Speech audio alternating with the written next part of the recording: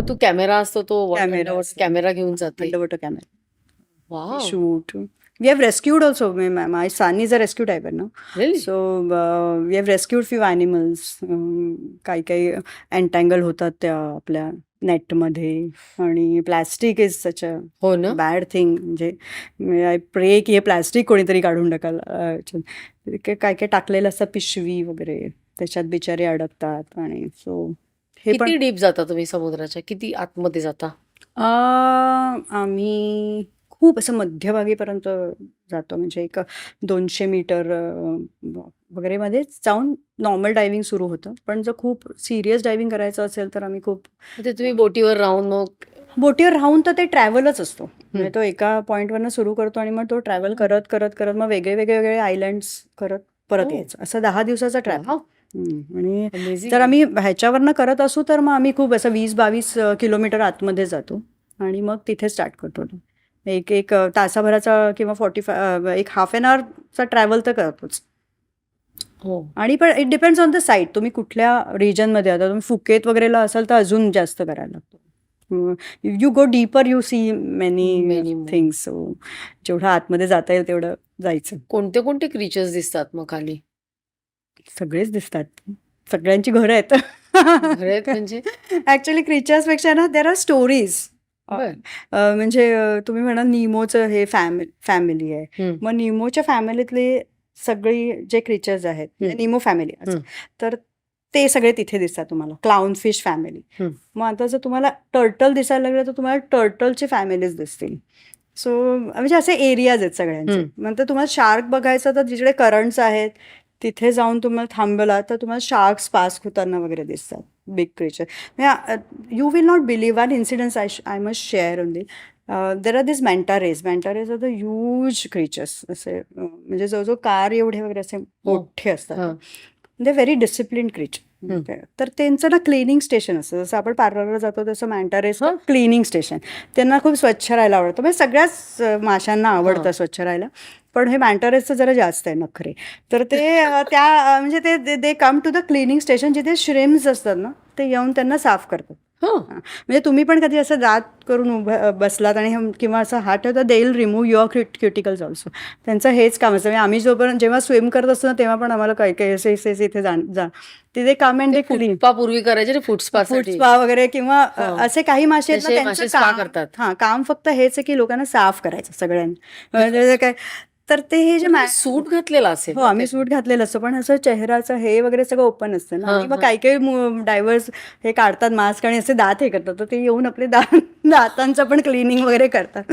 So that is a fun part of it.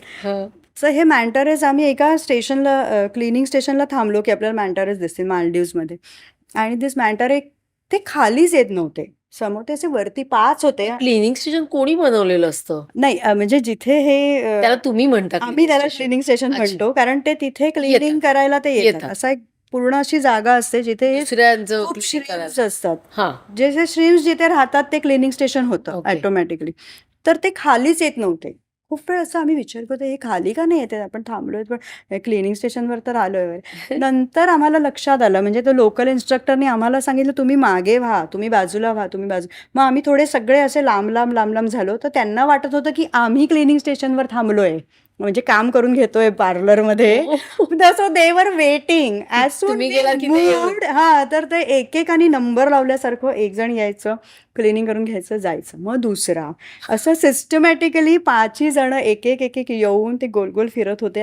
We have videos also. काय सांगते? आणि मग त्यांनी स्वतःच असं एकेकाची साफसफाई करून मग ते गेले. त्यात पण आम्हाला असे आमच्या जवळून फील करून की म्हणजे त्यांना नंतर लक्षात आलं की we are safe, we are here just watching them.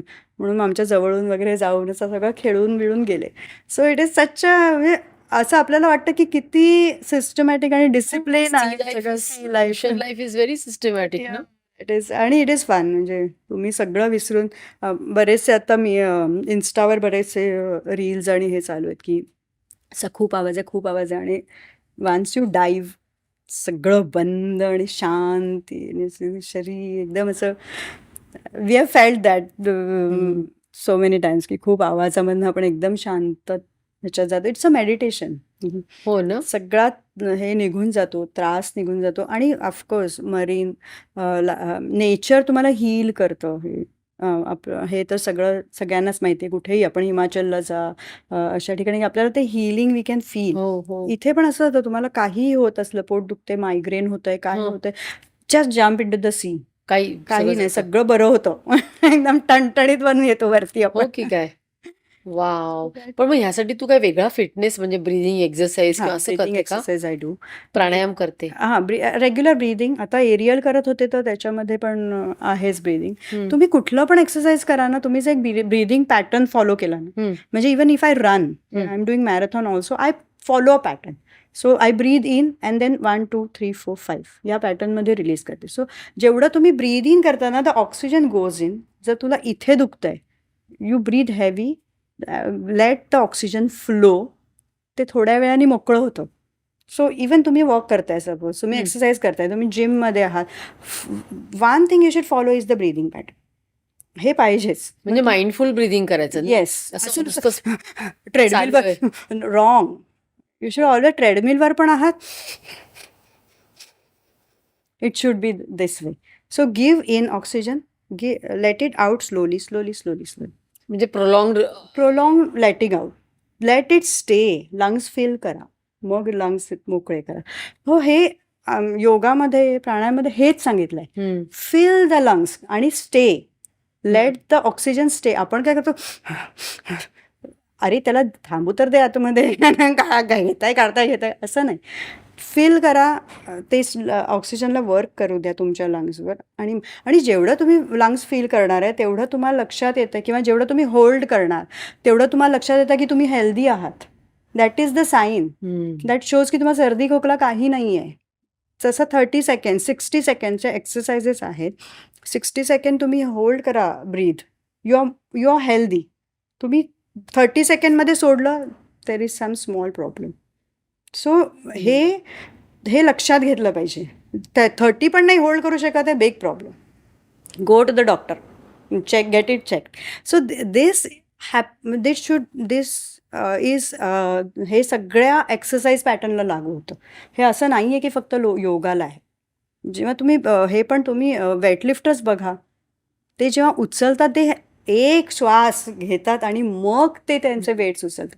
So हे सगळीकडे आहे. Swimmers, everything is on breathing. He clip शेवटपर्यंत बघितल्याबद्दल खूप खूप धन्यवाद. संपूर्ण एपिसोड बघण्यासाठी खाली दिलेल्या लिंकवर क्लिक करा आणि सर्व काही चॅनलला सबस्क्राईब करायला विसरू नका.